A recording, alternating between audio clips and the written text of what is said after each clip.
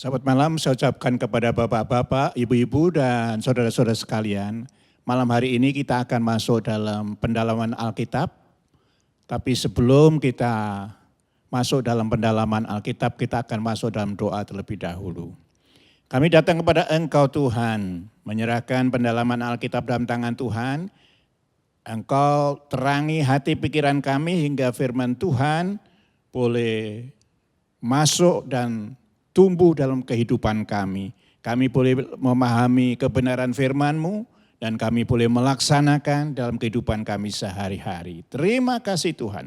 Dalam nama Tuhan kami Yesus Kristus. Amin. Malam hari ini kita akan berbicara mengenai orang yang tidak setia. Itu ada dalam Yakub 4 ayat 4. Kita nanti akan lihat apa yang dimaksud dengan orang yang tidak setia. Hai kamu orang-orang yang tidak setia, tidakkah kamu tahu bahwa persahabatan dengan dunia adalah permusuhan dengan Allah? Jadi barang siapa yang hendak menjadi sahabat dunia ini, ia menjadikan dirinya musuh Allah. Nah, saudara perhatikan kata-kata tidak setia ini bukan masalah orang yang ingkar janji. Dalam bahasa aslinya, dalam bahasa Yunani itu disebut dengan moicheia. Moicheia itu sebetulnya berarti orang yang suka berzina, orang yang suka selingkuh, orang yang tidak setia dalam hidup pernikahan. Ya, jadi moicheia ini menunjuk bukan sekedar orang tidak setia, tetapi orang yang suka melakukan penyelewengan seksual. Sudah punya istri, sudah punya suami, tapi berhubungan dengan wanita atau pria lain. Jadi tidak setia di sini tidak berarti soal kesetiaan yang seperti biasa, tapi lebih kepada perzinahan secara lahiriah. Nah, kalau kita melihat di dalam Keluaran pasal 20 ayat yang ke-14, di sana dikatakan janganlah berzina. Jadi ini ada 10 hukum dan berzina itu masuk dalam hukum yang ke-7. Ya, itu ada larangan yang tidak boleh dilanggar. Ya. Nah, seandainya orang Israel pada zaman dulu itu melanggar, apa sanksinya? Baik untuk yang wanita ataupun yang pria. Nah, kita bisa melihat di dalam Imamat pasal 20 ayat yang ke-10.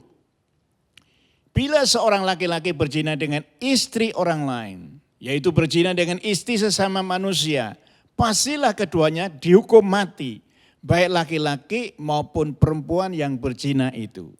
Jadi di sini kita melihat perzinahan itu sesuatu yang kesalahan yang berat ketika pasangan suami istri itu melakukan perzinahan, maka baik wanita maupun pria yang melakukan itu dapat hukuman mati. Gitu ya. Itu hukum Taurat mengatur begitu. Ya, jadi memang kalau kita ngelihat hal-hal yang lain, dalam 10 hukum itu tidak ada yang seberat seperti ini. Ya. Ini kategorinya hanya dosa yang hampir sama beratnya dengan penyembahan berhala. Ya. Tapi nanti dalam kesempatan yang akan datang kita bicarakan mengenai itu. Nah, di dalam Alkitab ada contoh-contoh di mana seseorang itu walaupun sudah berkeluarga itu melakukan perzinahan, hubungan seksual dengan wanita atau pria yang bukan pasangannya. Di dalam 2 Samuel pasal 11 ayat 3 sampai 4. Lalu Daud menyuruh orang bertanya tentang perempuan itu dan orang berkata, itu adalah Batsheba binti Eliam, istri Uria orang Het itu. Sesudah itu Daud menyuruh orang mengambil dia. Perempuan itu datang kepadanya, lalu Daud tidur dengan dia. Perempuan itu baru selesai membersihkan diri dari kenajisannya. Kemudian pulanglah perempuan itu ke rumahnya. Kalau saudara melihat latar belakang cerita itu kan bagaimana Daud bisa tertarik karena Daud berjalan di atas soto istana. Lalu kemudian melihat Batsheba baru mandi. Ya. Bagaimana mungkin dari soto istana melihat orang bisa mandi. Ya. Nah, kita mesti ngerti bagaimana orang Israel membangun rumah, khususnya kamar mandi. Kamar mandi memang itu 4 persegi begitu. Tapi atapnya itu pada umumnya tanpa atap. Ya, sekali lagi, kamar mandi adalah kamar yang tanpa atap. Ya, jadi terbuka begitu. Hingga ketika Daud kebetulan lewat di soto sana ngelihat ke bawah, pas mandi. Dan itu awal dari kejatuhan Daud dengan Batseba. Terjadi perzinahan. Ya. Itu yang pertama. Lalu ada contoh lain dalam kitab Kejadian. Ini lebih awal lagi ya. Kejadian pasal 35 ayat 22. Ketika Israel diam di negeri ini, terjadi bahwa Ruben sampai tidur dengan Bilha gundik ayahnya. Kedengaranlah hal itu kepada Israel. Adapun anak-anak lelaki Yakub 12 orang jumlahnya. Jadi ini yang dilakukan Ruben ini luar biasa. Dia bukan berzina dengan tetangga, bukan. Tapi dengan ibunya. Nah tentu maksudnya bukan ibu kandungnya. Kan Yakub punya banyak, ada 2 istri dan 2 gundik. Nah dengan salah satu gundiknya yang namanya Bilha itulah Ruben menghadapkan hubungan seksual. Nah itu sangat terlarang. Sesama apa? Dengan tetangga saja tidak boleh, dengan teman tidak boleh, apalagi ini dengan ibu tirinya. Ini kesalahan daripada Ruben luar biasa. Nah itu yang dimaksud dengan tidak setia dalam pengertian yang pertama. Itu dulu. Berarti ketidaksetiaan itu dikaitkan dengan perzinahan. Yeah. Ya. Tadi Pak Gunawan bilang dari 10 hukum Musa itu, ini yang kelihatannya memang paling berat ya, karena konsekuensinya di dalam Imamat 20 ayat yang ke-10 di situ dikatakan bahwa pasti keduanya itu akan dihukum mati. Yeah. Ya, sementara mungkin kita ngelihat dari hukum-hukum yang lain, misalnya seperti jangan mencuri, jangan bersaksi dusta dan sebagainya itu hukumannya tidak seperti itu. Yeah. Tetapi ini hukumannya adalah hukuman mati. Begitu. Yeah. Kenapa ya Pak Gunawan ya? Ini kok perzinahan itu kemudian dampaknya sampai kepada hukuman mati? Ya, yang pertama adalah karena pernikahan itu gambar hubungan Tuhan dan umat itu. Jadi hubungan Tuhan dengan umat digambarkan sebagai sebuah pernikahan yang nanti akan kita bicarakan dalam bagian selanjutnya. Nah, memang konsekuensi memang ini baik Ruben maupun Daud, dua-duanya tidak dihukum mati. Ya. Ketika Daud mengaku kesalahannya, Nathan berkata, engkau tidak akan mati, dan gitu. Tuhan mengampuni. Nah, walaupun ada pengampunan, konsekuensi dari perzinahan ini luar biasa. Ruben itu kan anak sulung dari Yakub. Seharusnya dari keturunan Ruben itu akan lahir Mesias juru selamat. Nah, kita tahu bahwa kemudian itu jatuh kepada Yehuda. Yehudalah, dari keturunan Yehuda muncul Daud, lalu kemudian muncul Mesias dalam perjanjian baru. Jadi tidak dihukum mati, tetapi prioritas hak yang luar biasa yang ada pada Ruben hilang. Hak kesulungan, mewarisi kekayaan orang tua 2 kali lebih banyak daripada adik-adiknya, itu yang pertama. Yang kedua adalah menurunkan Mesias. Itu sebabnya orang zaman dulu sangat sangat tertekan ketika tidak bisa melahirkan anak. Ini bukan soal keturunan siapa yang merawat saya di hari tua, bukan. Tapi mereka punya mimpi dari keturunannya lahir juru selamat. Nah, Ruben kehilangan itu. Setelah dia menodai Bilha, hak yang istimewa itu hilang.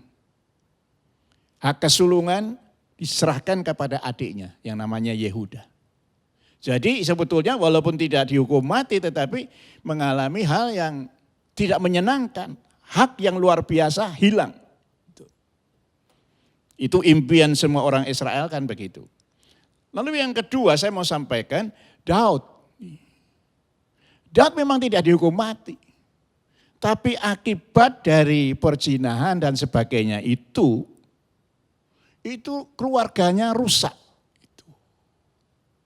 Ada yang namanya Amnon, ganteng, memperkosa adiknya Absalom yang namanya Tamar. Itu. Ya, dengan tipu muslihat diperkosa. Lalu nanti ada berita lagi. Absalom merasa marah, dendam. Lalu ketika ada kesempatan, Amnon yang memperkosa adiknya dibunuh.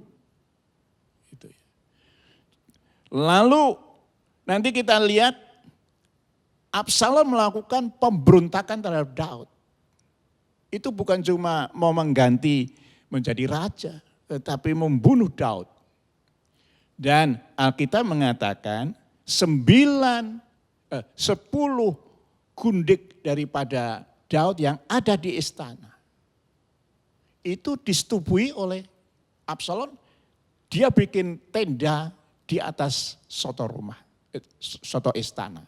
Lalu supaya ditonton oleh banyak orang. Wah ini luar biasa. Jadi walaupun Daud tidak mengalami kematian, tetapi dampak dari apa yang dilakukan itu luar biasa. Ya. Luar biasa. Baik Ruben, kalau Ruben kehilangan hak kesulungan. Mesias itu lahir akhirnya tidak dari suku Ruben, dari suku Yehuda. Kalau Daud, rumah tangganya semrawut. Rumah tangganya luar biasa kacaunya. Itu kira-kira, jadi luar biasa akibatnya. Berarti dampaknya itu bukan cuma kepada kondisi keluarga yang bisa hancur begitu ya, tetapi juga dampaknya adalah kehilangan berkat dari Tuhan begitu. Secara jasmani dan secara spiritual akan ada dampaknya. Itu sebabnya Tuhan warning supaya berhati-hati dengan soal perzinahan ya, karena itu dampaknya. Tadi Pak Gunawan juga menyebutkan ada atau dampaknya itu keluarga yang berantakan, tetapi saya ngelihat seperti ada sebuah pola ya. Misalnya kemudian Amnon juga dia jatuh di dalam kejahatan seksual gitu.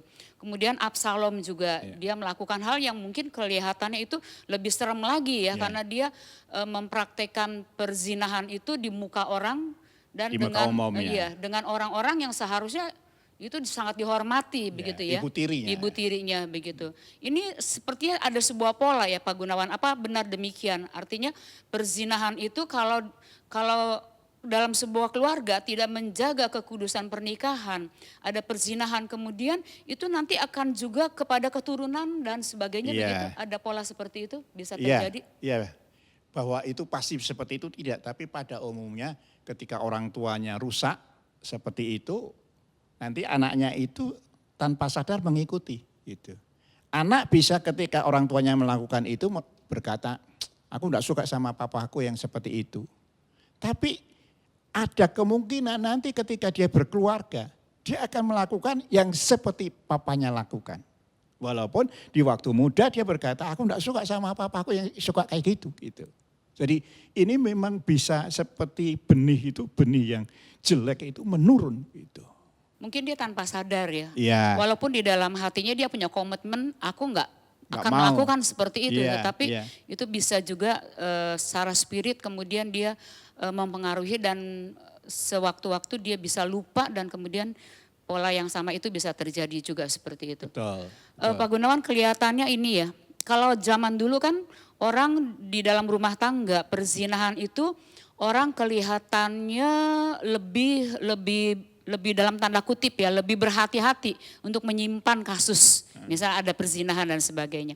Tapi kalau sekarang kan orang sepertinya udah lebih masa bodoh begitu, sehingga kemudian ada aja orang yang melakukan perzinahan tapi dia nggak merasa sebagai sesuatu yang suatu dosa yang besar. Padahal kalau kita ngelihat dari apa yang barusan firman Tuhan ajarin kepada kita, itu di mata Tuhan itu adalah sesuatu yang sangat berat ya, karena bukan cuma mengingkari janji setia terhadap pasangan, tetapi juga kehilangan berkat-berkat dari Tuhan. Tetapi kalau sekarang kan kelihatannya di dalam rumah tangga perzinahan seperti itu, entah dari laki-laki entah dari perempuannya, seperti berani terang-terangan seperti itu. Gimana Pak Gunawan nasihatnya? Karena ini sekarang kan kelihatannya tren seperti, bukan tren ya, kelihatannya hal seperti itu tuh orang seperti udah nggak malu lagi atau kurang malu gitu untuk tahu bahwa ada kasus-kasus seperti itu dalam rumah tangga mereka. Ini yang disebut terjadi degradasi moral. Itu moral moral dari orang-orang pada umumnya itu mengalami ketika dia tidak ada dalam firman, ya, kuat pegang firman, mengalami degradasi. Itu dianggap sebagai sesuatu yang biasa gitu. Jadi memang dampaknya sekarang seperti itu. Ya, jadi itu mau Kristen atau tidak hampir sama. Ya, jadi tidak malu untuk terbuka di medsos, ya, bahwa dia pernah tidur sama ini dan seterusnya, itu sudah enggak ada rasa malu. Orang tua mungkin harus aware ya bahwa apa yang mereka lakukan itu sebenarnya kemudian berdampak bukan cuma kepada dia yang melakukan perzinahan, tetapi harus sadar bahwa bisa dampak-dampak negatifnya, kehancuran itu bisa terjadi buat anak-anak mereka yang dalam tanda kutip nggak berdosa, tapi terkena dari dampak orang tua yang tidak setia dalam pernikahan begitu. Nah, apalagi kalau orang tuanya tidak membawa anaknya ini dalam pendidikan kekristenan, dibawa ke sekolah minggu. Berarti dari kecil anak ini tidak pernah tahu mengenai nilai-nilai kekristenan itu seperti apa. Jadi orang tua sudah rusak, orang tua tidak membawa anak ke sekolah minggu dan dia sendiri tidak ngajar dengan kebenaran firman. Maka anak itu seperti orang buta warna gitu loh. Dia nggak ngerti mana yang baik, mana yang tidak baik, mana yang boleh, mana yang tidak boleh. Itu ya. Jadi itu sebabnya saya sangat, kalau orang tua merasa kesulitan mendidik anak dalam kebenaran firman, jangan pernah undur untuk mengusahakan supaya anak itu ada di sekolah minggu. Supaya minimal gereja bisa membantu. Sedari kecil sudah punya sudah punya wawasan, sudah punya paradigma yang benar itu seperti ini, yang tidak benar seperti itu. Di samping orang tua harusnya menyadari bahwa apa yang dilakukan itu berakibat fatal buat anak. Oke, kalau gitu kita lanjutkan dengan hal yang kedua. Ya. Tadi perzinahan yang sifatnya lahiriah. Nah, ada perzinahan yang kedua, perzinahan rohani. Itu. Nah, saya akan bacakan di dalam Yesaya pasal 54 ayat 5. Sebab yang menjadi suamimu ialah Dia yang menjadikan engkau. Tuhan semesta alam namanya. Yang menjadi penebusmu ialah Yang Maha Kudus, Allah Israel. Ia disebut Allah seluruh bumi. Jadi di sini dalam suratnya Yesaya mengatakan Tuhan itu suamimu, ya, suami dari orang Israel. Ya. Lalu umat Israel adalah istri mempelai wanita dari Allah. Nah, itu sudah ada konsep ini di dalam perjanjian lama. Akulah suamimu, itu kata Tuhan. Ya. Jadi itu sebabnya ketika pernikahan itu dirusak kekudusannya, itu sebetulnya sedang merusak ini loh. Karena ini gambar dari hubungan Tuhan dengan umat gitu. Itu nanti pasti akan berakibat ke situ, hubungan kita dengan Tuhan juga akan rusak. Jadi ini yang pertama saya sampaikan adalah ada perzinahan rohani di mana perzinahan rohani, tapi konsep pertamanya adalah Tuhan itu suami, Israel itu istri. Nah, ketika seseorang atau umat Israel meninggalkan Tuhan, lalu yang kedua, umat Israel itu melakukan penyembahan berhala. Nah, ini yang disebut perzinahan rohani. Ya. Jadi kalau cuma orang tidak setia kepada Tuhan, itu belum perzinahan rohani. Tapi kalau kemudian menyembah pada kuasa kegelapan, mencari kuasa kegelapan untuk memperkaya diri, untuk kemudian menjadi orang yang kedudukannya cepat naik dan sebagainya. Nah, itu perzinahan rohani. Nah, di dalam 2 Korintus 11 ayat 2, di sana ada kata-kata Paulus kepada jemaat di Korintus yang berbunyi, sebab aku cemburu kepada kamu dengan cemburu ilahi, karena aku telah mempertunangkan kamu kepada laki-laki untuk membawa kamu sebagai perawan suci kepada Kristus. Nah, dalam perjanjian baru, Kristus itu mempelai pria, jemaat itu mempelai wanita. Itu sebabnya orang percaya tidak sekedar cukup ke gereja, store muka. Ya, enggak. Ini adalah sebuah kondisi di mana gereja itu mempelai wanita yang harus menjaga diri supaya berkenan kepada mempelai pria, Yesus Kristus. Itu sebabnya ada kelas pemuritan dan sebagainya, tujuannya apa? Supaya kita bisa menjadi mempelai Tuhan yang berkenan kepada Tuhan.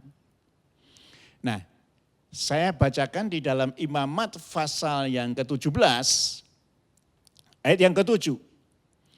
Janganlah mereka mempersembahkan lagi korban kepada jin-jin. Nah, ini kuasa kegelapan.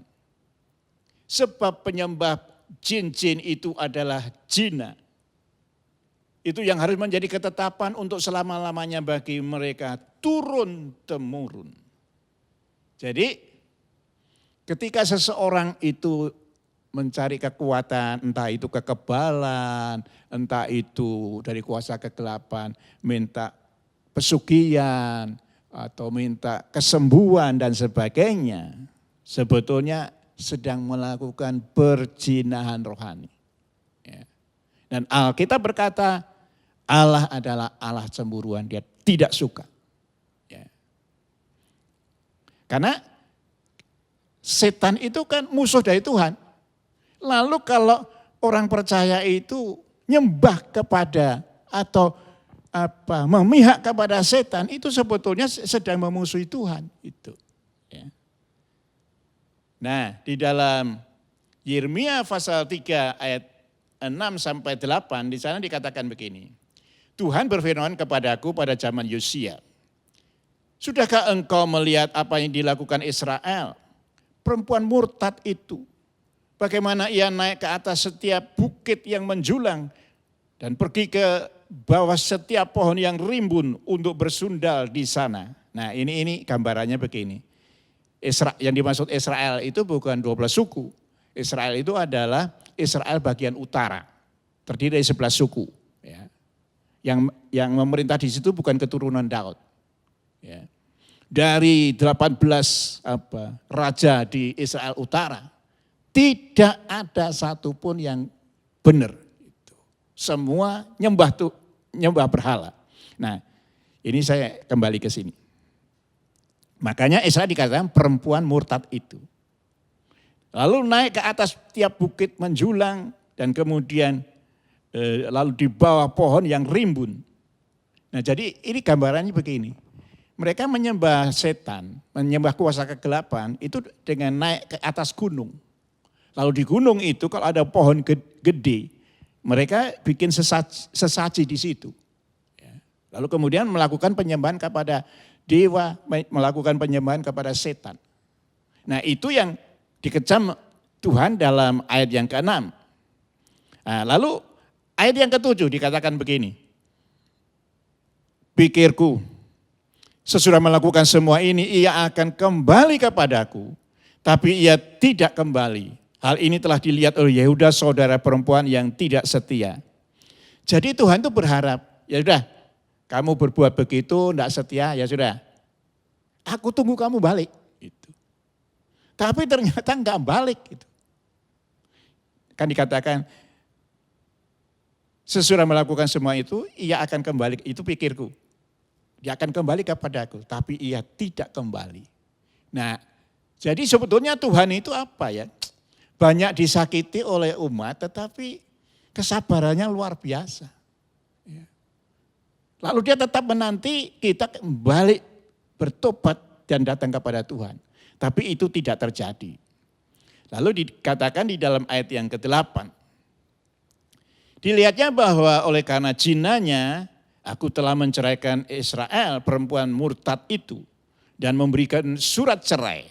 Nah kata surat cerai ini mau menceritakan bahwa habisnya dinasti Israel Utara. Israel Utara nanti dibuang dan tidak pernah kembali ke negerinya.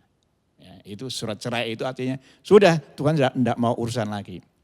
Nah lanjutnya, namun Yehuda saudara perempuannya itu tidak setia dan tidak takut, melainkan ia juga pergi bersundal. Jadi apa yang dilakukan oleh Israel Utara kemudian ditiru oleh Israel Selatan yang namanya kerajaan Yehuda. Lalu mereka melakukan hal yang sama. Tinggalkan Tuhan, sembah berhala. Dan nanti kita lihat bagaimana berhala-berhala dimasukkan dalam Ka'bah Allah dan sebagainya oleh Raja Manase. Jadi memang itu luar biasa sekali apa yang dilakukan oleh Israel, baik Israel Utara maupun Israel Selatan.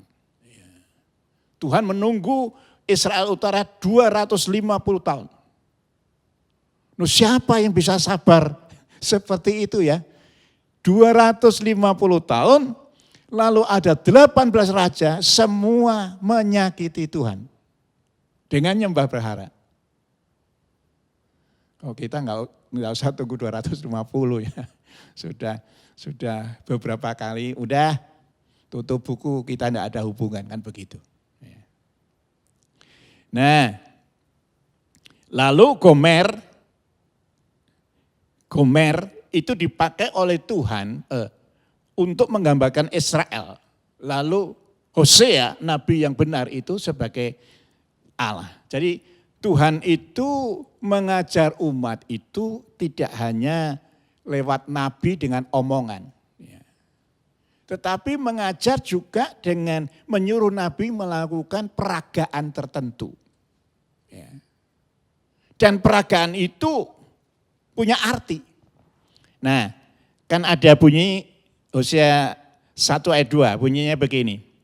Ketika Tuhan mulai berbicara dengan perantaran Hosea, berfirmanlah ia kepada Hosea, pergilah, kawinilah seorang perempuan sundal, peranakanlah anak-anak sundal, karena negeri ini bersundal hebat dengan membelakangi Tuhan. Nah pertama apa yang dikatakan oleh firman Allah, itu Hosea orang yang bersih, orang yang baik, orang yang hidupnya tidak ada cacat celah, disuruh menikahi, memperisi perempuan pelacur.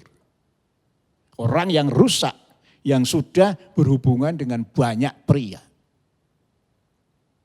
Baik zaman dulu, zaman sekarang yang namanya pelacur memang nilainya kan rendah ya, dipandang rendah. Nah ini seorang yang benar disuruh menikah dengan wanita yang rusak secara moral. Nah ini mau menggambarkan seperti Hosea itu seperti Tuhan yang kudus, yang benar, tapi mau memperistri, mau mengasihi umatnya. Nah di sini umatnya digambarkan seperti Gomer, seperti pelacur. Gitu. Jadi sudah rusak, Tuhan tetap mau mengasihi. Itu berita pertama itu. Nah kalau saudara ngelihat di dalam Hosea pasal 3 ayat 1, wah itu lebih luar biasa lagi. Berfirman Tuhan kepadaku, pergilah lagi, cintai perempuan yang suka bersundal dan berzina seperti Tuhan mencintai orang Israel. Sekalipun mereka berpaling kepada Allah-Allah lain dan menyukai kue kismis. Nah, ini kan ada berita mengenai seorang wanita yang namanya Gomer, pelacur yang sudah tidur bersama puluhan pria. Ya. Kemudian diperistri, diangkat derajatnya oleh Hosea. Lalu kemudian setelah punya beberapa anak,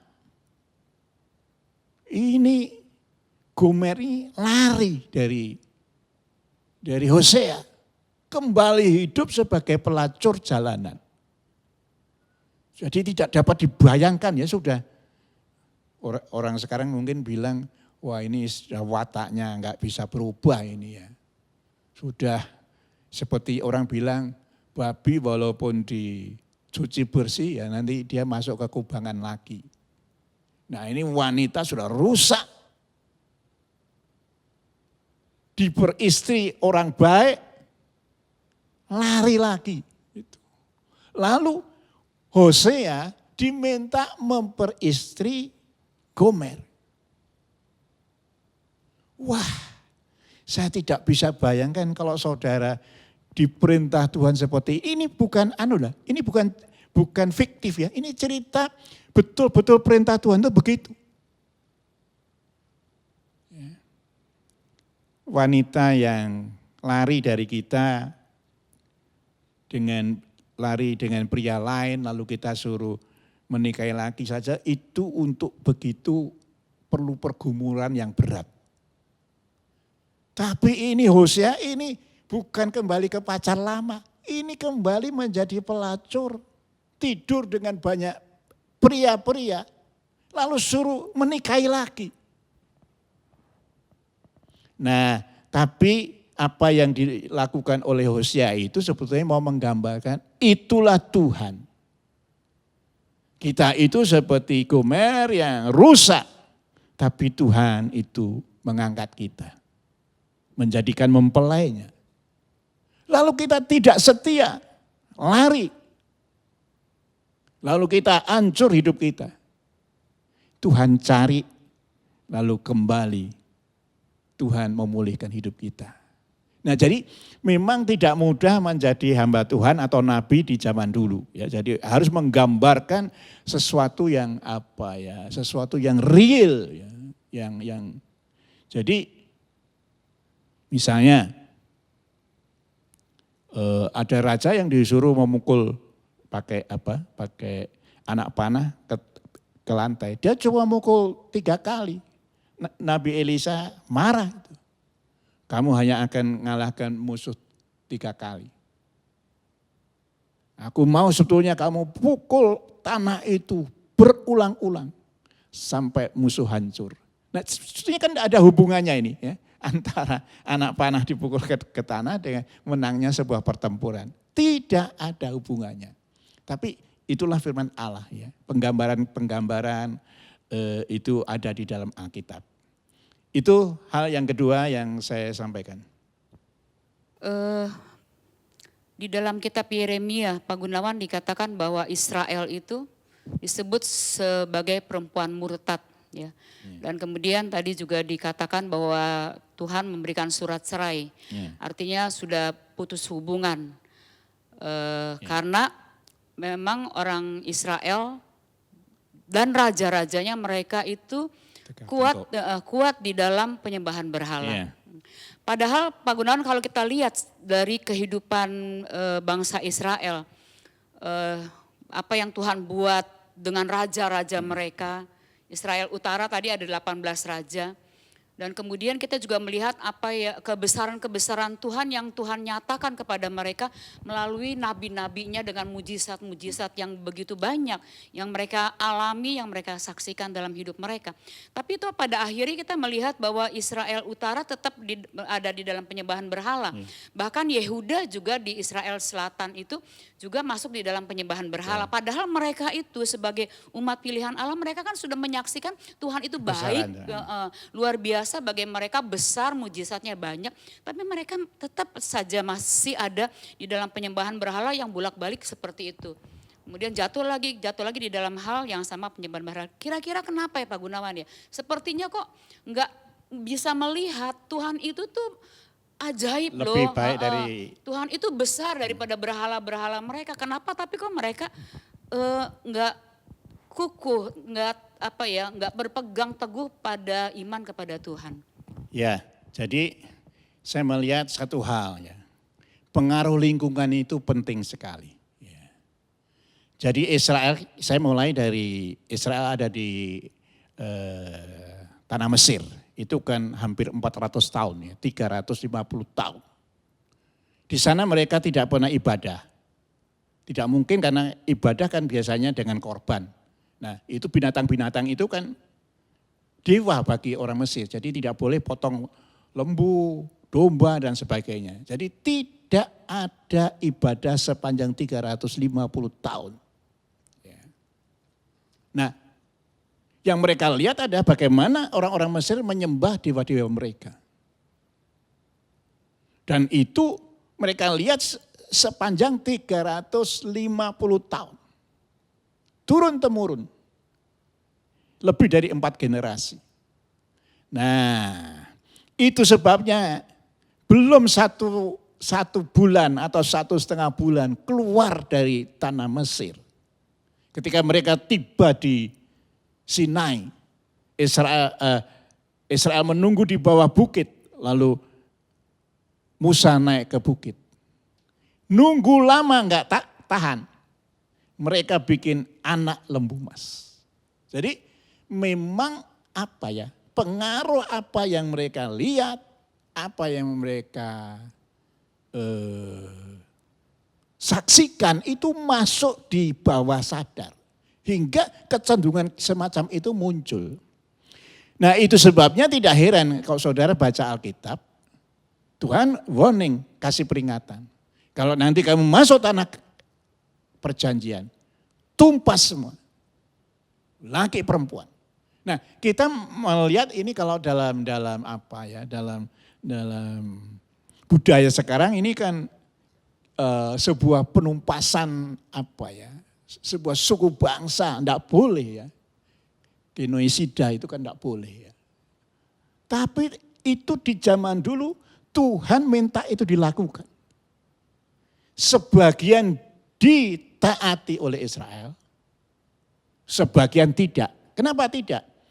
Mereka lebih baik orang ini dibiarkan hidup, lalu dijadikan kuli, dijadikan buruh, tidak usah dibayar, mereka suruh ngambil air, mereka suruh bertani, mereka suruh bercocok tanam dan seterusnya.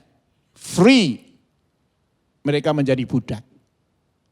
Tapi dampaknya kita melihat bolak-balik Israel di tanah perjanjian. Balik lagi kepada penyembahan dewa. Karena apa? Mereka kemudian melihat orang-orang yang tersisa di situ melakukan hal yang sama. Itu sebabnya Alkitab juga suka memberi kepada kita sebuah sebuah nasihat, jangan kumpul sama orang yang enggak beres, enggak benar dan sebagainya. Kumpul-kumpul itu kita bisa terpengaruh. Ada pepatah yang berkata nila setitik itu merusak susu sebelanga itu. Jadi pengaruh-pengaruh yang seperti ini mengganggu, menyebabkan Israel tidak bisa loyal kepada Tuhan, komitmen yang kuat. Itu. Jadi pengaruh lingkungan itu kuat. Seperti apa ya? Lalu melihat apa? Rumput di halaman tetangga seperti lebih hijau daripada rumput yang kita punya, itu ya. Sepertinya punya dewa itu seperti lebih hebat gitu akhirnya. Itu karena mereka melihat terus-menerus apa yang dilakukan oleh orang-orang kafir di tanah perjanjian.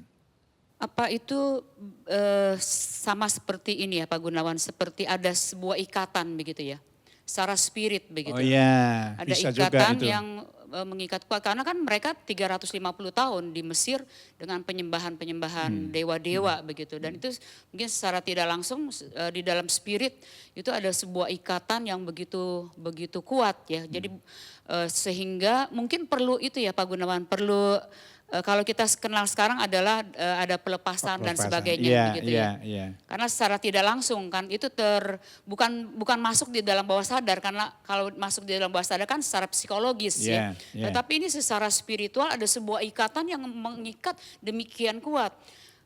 Itu Pak Gunawan, mungkin seperti ada kutuk Iya. ketiga, kutuk keempat dan seterusnya, Iya. apa seperti itu? Iya, iya. Itu ada unsur itu, Jadi memang di samping pengaruh lingkungan seperti kutuk ini jalan. Gitu ya.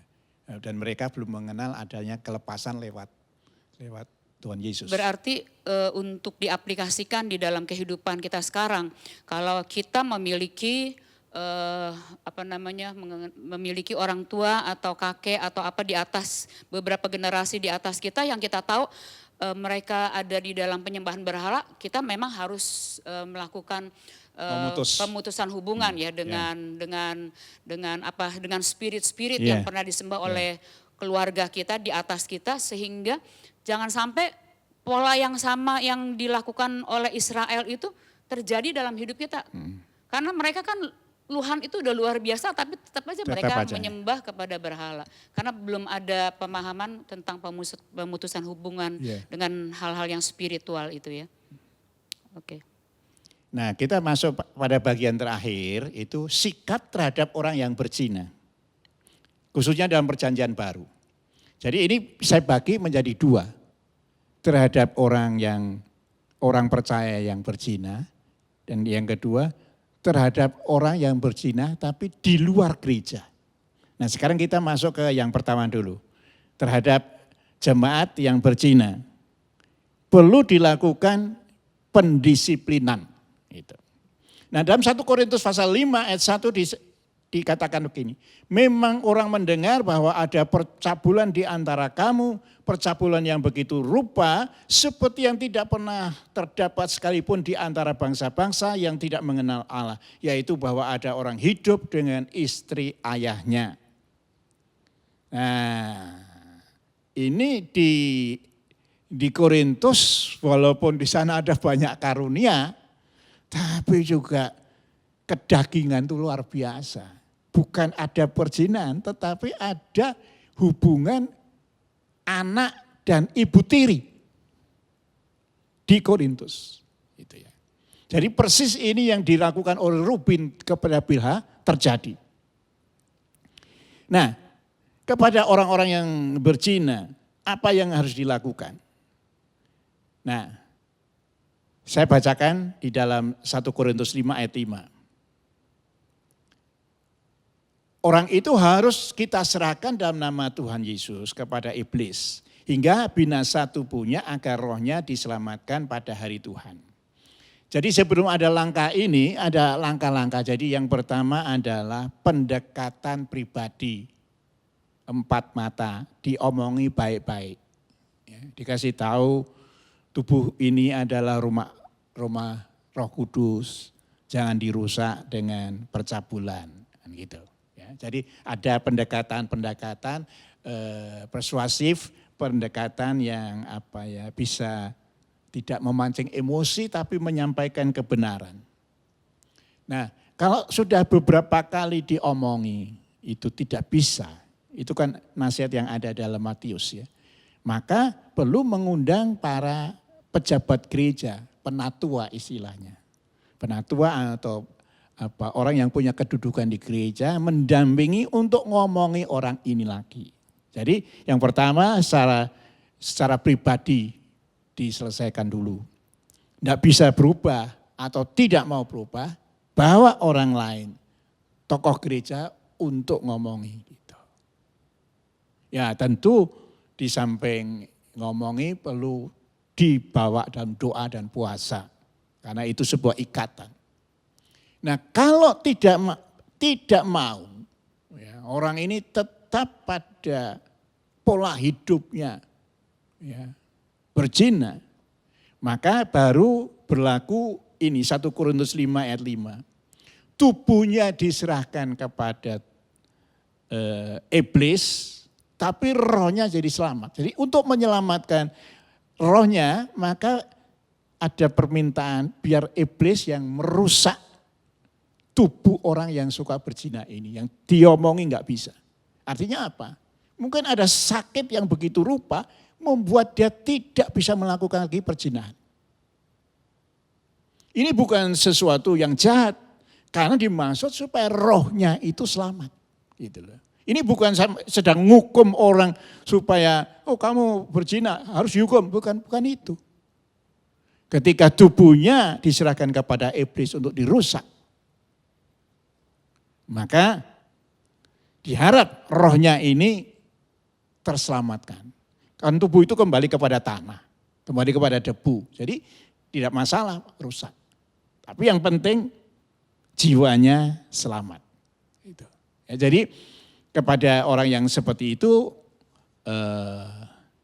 ada nasihat, lalu kemudian secara pribadi, yang kedua nasihat bersama dengan tokoh gereja, lalu yang ketiga diserahkan tubuhnya kepada iblis.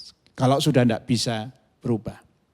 Lalu di dalam 1 Korintus pasal 5 ayat 11, tetapi yang kutulis kepadamu ialah supaya kamu jangan bergaul dengan orang yang sekalipun menyebut dirinya saudara, adalah orang cabul, kikir, penyembah berhala, pemfitnah, pemabuk, atau penipu. Jadi kepada orang Kristen ini ya artinya bahwa dia teman oke, tapi jangan banyak kumpul-kumpul. Nanti kita dipengaruhi.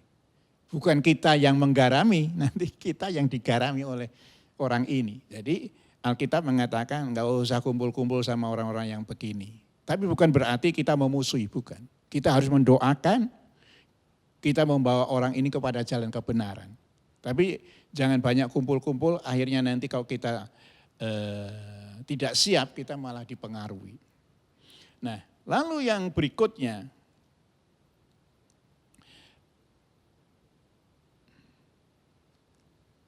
kalau kita lihat, ya, itu sekarang yang kedua. Yang kedua adalah bagaimana sikap gereja terhadap orang yang berzina yang bukan anggota gereja. Ya. Artinya dia tidak percaya Yesus. Nah ini ada ayatnya ini. Di dalam 1 Korintus pasal 15 ayat 12 dikatakan begini, sebab dengan wewenang apakah aku menghakimi mereka yang berada di luar jemaat? Bukankah kamu hanya menghakimi mereka yang berada dalam jemaat? Mereka yang berada di luar jemaat akan dihakimi Allah. Usirlah orang yang melakukan kejahatan dari tengah-tengah kamu. Nah, saudara perhatikan. Paulus mengatakan ya, kepada jemaat di Korintus, ya berkata, kalau orang yang melakukan perzinahan itu bukan anggota gereja, apa kewenangan kita untuk mengatur mereka? Tidak ada. Jadi kita tidak bisa, ya kita sebagai teman bisa saja ngomongin ya, bisa saja. Tetapi kita tidak punya tanggung jawab moral untuk dia menjadi baik. Nah, Alkitab mengatakan itu urusannya Tuhan. Di dalam ayat yang ke-13, mereka berada di luar jemaat akan dihakimi Allah. Jadi kita berdoa supaya Tuhan menyadarkan orang tersebut untuk mengerti kebenaran. Tapi orang ini bukan orang Kristen ya. Jadi kepada orang anggota gereja dilakukan peneguran disiplin. Nah kepada orang yang di luar gereja itu diserahkan kepada tangan Tuhan. Ya. Tuhan nanti yang akan mengadili, Tuhan yang mengatur. Lalu kalimat terakhir dari ayat 13, usirlah orang yang melakukan kejahatan dari tengah-tengah kamu. Jadi kalau orang itu tidak diomongi tidak bisa, sebagai orang percaya diomongi dia, lebih baik orang ini disingkirkan. Jangan banyak bergaul dalam hubungan keseharian dengan mereka. Alkitab dengan tegas berkata, usirlah orang yang melakukan kejahatan dari tengah-tengah kamu. Jadi ini tidak menunjuk dunia, tapi menunjuk gereja.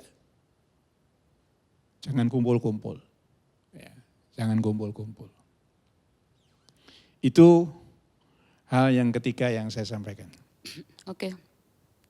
Pak Gunawan, mengenai perzinahan ya, mengenai ketidaksetiaan. Tadi kan dasarnya pembicaraan kita adalah Yakobus pasal 4 ayat yang keempat, orang-orang yang tidak setia. Yeah. Dan kemudian tidak setia itu di dalam bahasa aslinya adalah moisia yang artinya ketidaksetiaan. Yeah, Berzina ketidaksetiaan, berzina tidak setia, dan itu dikaitkan dengan digambarkan dengan hubungan antara Tuhan dengan manusia. Saya melihat dari pembahasan kita tadi di dalam perjanjian lama, di dalam Imamat pasal yang ke-20 ayat yang ke-10 kan tadi Tuhan bilang bahwa orang yang berzina itu baik laki-lakinya maupun perempuannya itu harus dihukum mati. Ya, artinya tidak ada pengampunan, berarti ya satu-satunya jalan adalah ya dihukum mati. Itu sebabnya maka di dalam perjanjian lama kan orang berzina dilempari dengan batu dan sebagainya, karena memang hukumnya adalah hukuman mati. Ya. Kemudian tadi di dalam pembahasan di dalam perjanjian baru, di dalam 1 Korintus pasal 5 ayat yang kelima juga di situ ada yang firman Tuhan katakan diserahkan kepada iblis. Ya, orang yang berzina itu diserahkan kepada iblis, terserah iblis mau ngapain dia.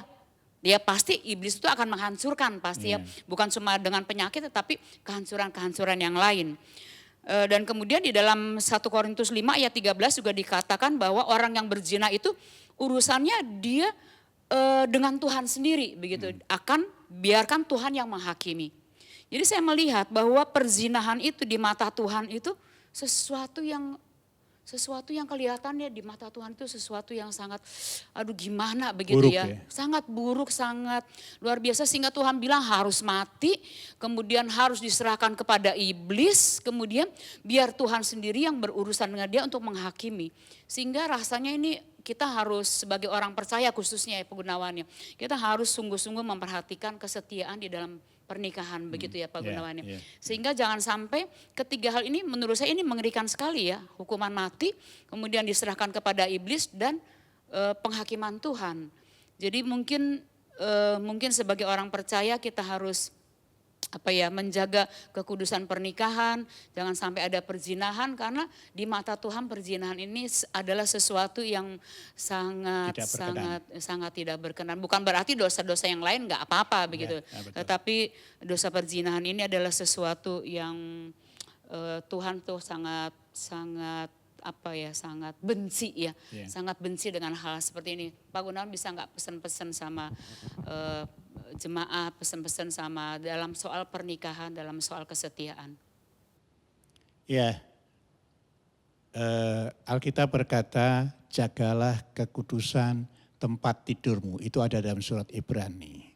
Jadi kepada orang-orang yang berkeluarga, mari kita menjaga kehidupan rumah tangga kita. Ya. Apa yang kita lakukan itu nanti berdampak pada generasi berikutnya, anak cucu kita. Ya. Jadi kalau kita benar di situ, kita berharap bahwa anak-anak kita yang kita lahirkan juga benar. Jadi benih ilahi. Tapi kalau kita tidak benar di situ, maka hal yang negatif akan terjadi pada anak-anak kita. Anak-anak kita itu tidak tahu apa-apa, taunya lahir begitu aja tanpa dosa waktu itu, tetapi karena kita punya pola hidup, kita punya gaya hidup yang keliru, mereka itu ketularan dan kemudian nanti hidupnya menjadi hidup yang ancur-ancuran. Jadi sebab itu mari kita jaga kekudusan rumah tangga kita masing-masing. Itu saja pesan saya. Mari kita akhiri dalam doa. Kami datang kepada Engkau Tuhan pada malam hari ini. Terangi hati pikiran kami supaya kesetiaan kami ada untuk Engkau. Kami setia, kami tidak berharap pada kekuatan-kekuatan lain, hanya kepada Engkau. Kami tidak mengecewakan Engkau Tuhan dalam kehidupan spiritual kami. Juga dalam hidup bersama-sama dengan pasangan kami. Tuhan tolong supaya komitmen kesetiaan ada pada kami semua. Terima kasih Tuhan. Biar firman Tuhan yang telah kami dengar pada malam hari ini menjadi panduan hidup kami semua. Terima kasih Tuhan. Di dalam nama Tuhan kami Yesus Kristus, kami sudah berdoa. Amin. Selamat malam, Tuhan memberkati.